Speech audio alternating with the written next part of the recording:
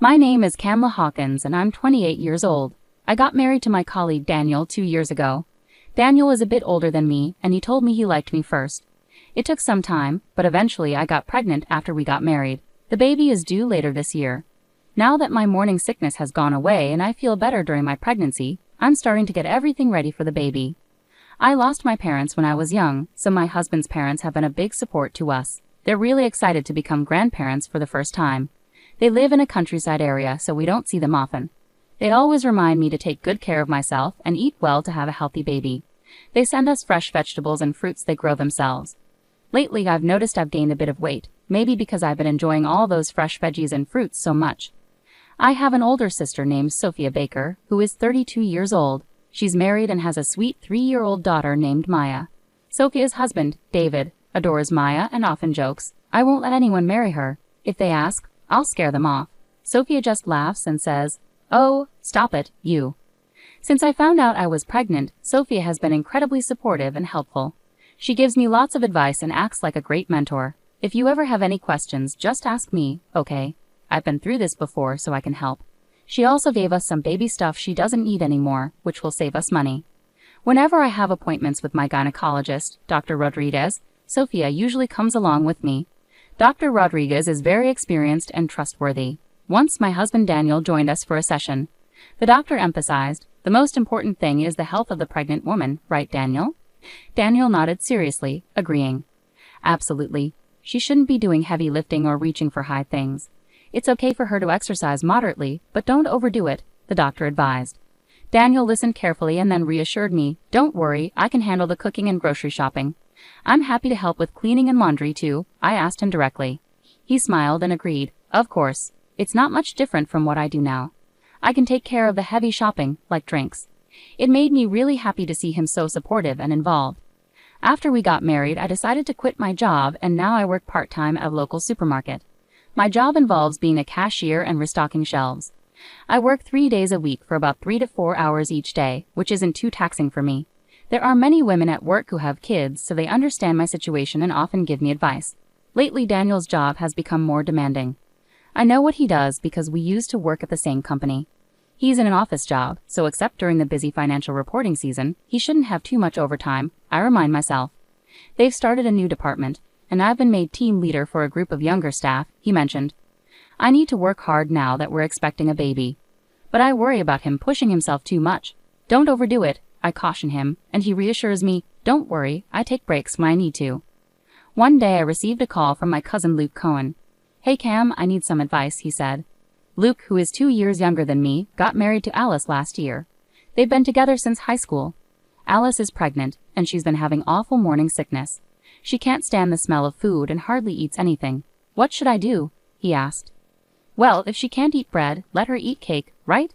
"You sound like Marie Antoinette," I teased. But seriously, when I was pregnant, I just avoided foods that bothered me and ate what I could manage. Staying hydrated was important, and chewing mint gum or candy helped with the nausea, I advised. "Got it, thanks. You always know what to say. I'll call you again if anything else comes up," Luke responded gratefully. Sophia, who is my elder in motherhood but younger in experience, lives nearby. Since she's self-employed, she has more flexibility with her time. We've had plenty of opportunities to hang out even before I got married. However, Daniel's behavior began to change as he started working more on weekends, claiming he needed to sort out paperwork from the week. We were spending less time together, and I could feel him becoming more distant. One night, I brought up my frustration about his frequent weekend work. "Can't you manage your work better? You said you'd help around the house, but I feel like I'm doing everything," I complained. My belly was getting bigger, and even simple tasks like cutting my nails were becoming a challenge. But he brushed off my concerns and asked for more support, saying, "My work is really important right now. Can't you be more understanding?" "I get that, but I'm struggling too. Look at my belly. I'm working hard for our child as well. Please don't just dump everything on me," I replied. "Besides, what I heard, is it about seeing another man? Do you mean my cousin Luke? He helps me with shopping when you're not around," I clarified. "Cousin, really? We've been meeting for a while now. He's part of my family, so naturally we see each other," I explained. "Anyway, please be patient with me a little longer." As the due date approached, tensions remained high. When labor started, I went to the hospital with Sophia. Dr. Rodriguez told me, "You're ready for the delivery room. After the birth, you'll stay for postnatal care." Daniel couldn't be there for the birth or help with hospital preparations due to work, so Sophia took care of everything. 5 hours after arriving at the hospital, I gave birth to a boy. Despite the pain, the midwife said it was a straightforward delivery. Seeing my baby's adorable face made everything feel worthwhile. That night, Daniel finally visited the hospital. Dr. Rodriguez warmly said, "Congratulations on your wife's hard work. Hold your baby and enjoy this moment." I was tired but excited to see Daniel's reaction. However, he didn't smile and remained silent after seeing the baby. Then he asked, "Is he really my child?" "What? That's your first thought?" I was shocked and speechless. Dr. Rodriguez reassured us, "Give it some time. You'll grow to love him." Gathering my thoughts, I turned to Daniel and said firmly, "This is our child. Let's work together to raise him." Despite my plea, Daniel remained impassive. Then, out of nowhere, he said, "Doctor, I have a request. Please conduct a DNA test for the child." "What?" I was stunned by his request. A DNA test? Did he seriously doubt that this was his child? It felt absurd and deeply hurtful. Dr. Rodriguez was taken aback. "Well, it's possible to do that, but these aren't the kind of words you should be saying on the day of the birth," she tried to reason with him. Daniel insisted, "Please, I need it." Feeling wounded, I couldn't hold back. "Do you doubt me? This is devastating," I cried out. The pain of childbirth suddenly seemed trivial. "I just want the truth. If the test shows he's really our son, that's all that matters. It would bring me peace of mind, or is there some reason you're worried about?" Was he implying I had something to hide? It was a terrible accusation. "I don't expect you to thank me, but asking for a DNA test right now is beyond hurtful." As tensions escalated, Dr. Rodriguez reluctantly agreed. "All right, we'll proceed with the test." Feeling disheartened, I knew deep down that the child was Daniel's, so I braced myself for what was to come. After Daniel left the room, tears streamed down my face. I had hoped for his happiness, but instead he had doubted me so deeply that he insisted on a DNA test. Following Daniel's request, we conducted the DNA test and arranged to receive the results over the weekend. When he returned to the hospital on the day of the report, Daniel appeared unusually composed. Dr. Rodriguez handed over the report. "Let's get straight to the point. The test results show that the probability of Daniel being the father of the boy is..." Dr. Rodriguez paused before delivering the devastating news, 0%. This child is not biologically related to Daniel. I was in utter shock, on the verge of collapse. But how is that possible? I struggled to comprehend any explanation. My mind went blank. Daniel smirked triumphantly. "Just as I suspected. You tried to pass off a child from an affair as mine." He pointed accusingly at me. "We're getting divorced. You're solely responsible. Get ready for significant alimony payments." After Daniel left the room, I was left in shock and disbelief. I turned to Sophia and Luke for advice. Sophia listened quietly, then spoke firmly. "This is a false accusation. We need to clear this up." Luke, strangely smirking, assured me, "Don't worry, everything's fine on my end." Sophia snapped back, "This is serious, not a joke." Luke chuckled, seeming amused. I couldn't tell if they were taking the situation seriously or enjoying my distress. Later, Daniel called me. I decided to file for divorce. My parents support me. As the victim here, I'll be seeking alimony, maybe around $30,000. I'm thinking of leaving it all to a lawyer. Is that okay? He continued coldly, "Oh, and you'll cover the hospital bills yourself. I won't pay a cent for someone else's child." I replied sharply, "Do whatever you want." "Fine, do as you wish. I feel like a stranger now. If you can't pay the alimony, I'll take the house and land." "It's my right as the victim," Daniel remained defiant. "Those properties were inherited from my deceased parents. I don't care. Anyway, I'm busy with the divorce preparations. I'll get in touch later."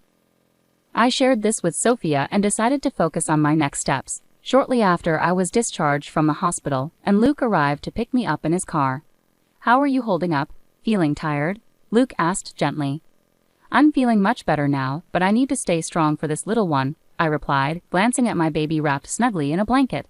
"That's right. I've got everything planned out. We'll make sure Daniel pays back double or even triple for what he's done," Luke assured me. As we talked, we pulled up to my house. Inside, everything looked different. Daniel had cleared out all his things, leaving the rooms nearly empty except for the baby items I'd prepared. There was a note from him. "I'm leaving the house and won't be returning. Don't try to find me at my parents' place. I'll contact you only when necessary." Realizing he might have gone where he usually handles matters, I soon received a call from Daniel. His timing was impeccable. I answered, and he immediately shouted, "Why did you send that to my workplace?"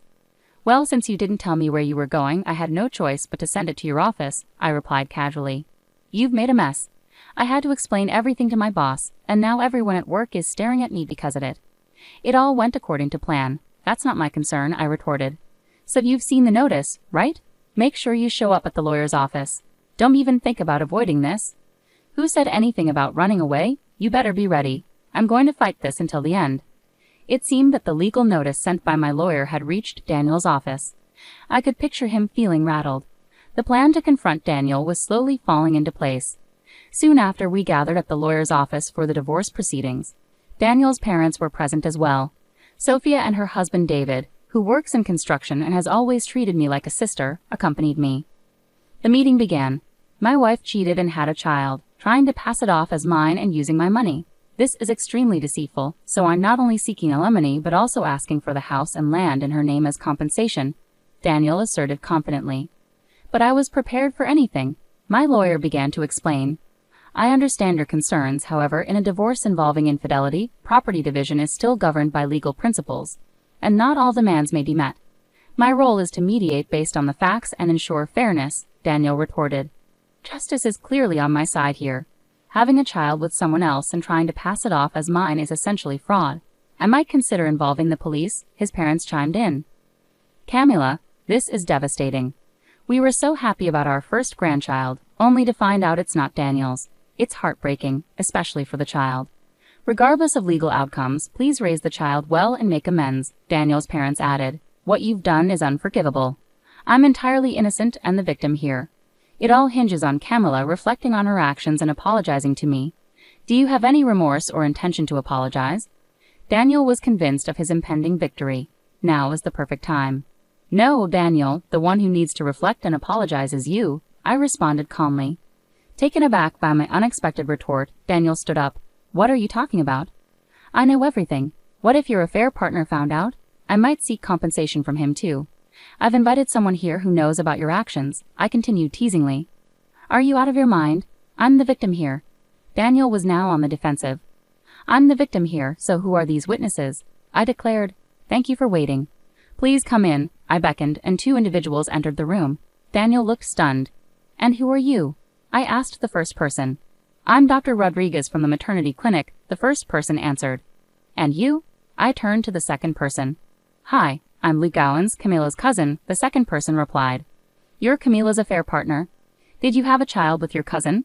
Daniel demanded, his voice tinged with accusation. Don't be disrespectful. My wife, Alice, is pregnant, and I've only ever sought advice from Camilla as a friend, Luke clarified.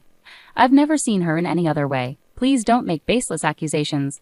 Luke, isn't that a bit harsh? I interjected, trying to diffuse the tension. I'll have to scold him later, Dr. Rodriguez interjected with a wry smile. Sorry about that. Please let me explain, I urged her to continue. Thank you. Let me make it clear. Based on the DNA test results, the baby is unquestionably the biological child of both Daniel and Camilla, Dr. Rodriguez stated firmly. Daniel was visibly shocked and exclaimed, but the test showed the child wasn't mine. You must have paid off someone to falsify the results. My husband, who is the hospital's chairman, confronted the technician, and he confessed tearfully. We have a recorded confession. Even I felt like confessing when faced with that husband, Dr. Rodriguez explained. Daniel clenched his jaw. Camilla's sister brought a strand of your hair and requested a retest. Normally we wouldn't proceed with this, but after hearing her side, we agreed. The second test confirmed that the baby is indeed yours, and we have terminated the technician who assisted you. His actions compromised the integrity of our hospital, Dr. Rodriguez concluded. Daniel, why would you do such a thing? I confronted him, standing up. Sophia spoke up on behalf of the speechless Daniel. It's because Daniel was the one cheating. Daniel's parents were left speechless, their initial shock apparent. Daniel was the cheater. We saw him with another woman downtown on a Saturday, I revealed. He claimed he was working that day, which seemed suspicious to us. We asked Luke to investigate, Sophia added. Yeah, I used to work part-time at a detective agency in college, so I know how to dig into these things. We gathered plenty of evidence of his affair. Here's a recording of their conversation, Luke explained. Sophia played the recording on a digital recorder. Daniel and the woman's voices were clear. We'll manipulate a DNA test to make it look like the child isn't mine. I'll use that as proof of her cheating with someone else, maybe her cousin. I have photos, and I'll accuse her of infidelity. Then I can blame everything on her, file for divorce, claim alimony, and since she had a child with another man, I'll take the house and land too. I'll be seen as the victim in all of this. There won't be any issue with us being together after that." Daniel looked stunned as the recording played, unable to speak. "I'm a genius, aren't I? More like a villain than a genius," came the woman's laughter on the recording. Sophia stopped the recorder and Luke added, "The woman is Leah Turner, your colleague from the same team." Daniel's face went pale at the conclusive evidence presented. He had no defense left. "Now that the truth is out, it's my turn," said the lawyer with a smirk. He produced various documents from an envelope and continued, "Here are Camila's demands. Firstly, she requests a divorce from Daniel. Regarding the forgery of the DNA test, she won't pursue legal action, but she will seek compensation from Daniel and Leah. Additionally, Daniel will be required to undergo property division and provide child support." Daniel's parents were stunned by the unexpected turn of events. Pressured by Camila and Sophia, Daniel capitulated. I filled out the divorce paperwork and Daniel completed his portion. The finalized divorce form was witnessed by the lawyer and promptly filed. Leaving the lawyer's office, we celebrated at a nearby restaurant. I was officially divorced from Daniel. I received a substantial amount of compensation and child support in a lump sum. I named my son Landon, and it seemed his grandparents had advanced the funds. Daniel found himself ostracized from his family, burdened with debts he had to slowly repay. His affair with a collie led to both of them being dismissed for violating company policies. Now struggling to find stable employment, Daniel worked part-time at a gas station. Meanwhile, I focused on raising Landon, taking a leave from work. The compensation money I received was sufficient for us to live on comfortably. Landon brought immense joy into my life, and capturing his moments on camera turned into a surprising source of income when Luke edited and uploaded our videos online, which gained popularity. I received tremendous support in raising Landon, not just from Sophia, but also from my colleagues at the part-time job, especially the older women who helped with grocery shopping and deliveries. The store manager, who often assisted with these deliveries, turned out to be a kind and hard-working man who had gone through a divorce himself. Unbeknownst to me, the ladies at work had been subtly trying to set us up. As Landon turned 1 year old, the store manager proposed to me. I admired his humble demeanor, fairness, and how he treated everyone with respect. Our interactions during his grocery deliveries quickly turned into a deeper connection, and I happily accepted his proposal. Landon, too, grew fond of him, and I trusted him completely to care for my son. We're taking our time with marriage preparations, enjoying this new phase of our relationship. Recently, Landon started calling him manager or dad, which filled my heart with happiness. Watching Landon sleep peacefully, I made a promise to myself not to let this happiness slip away again.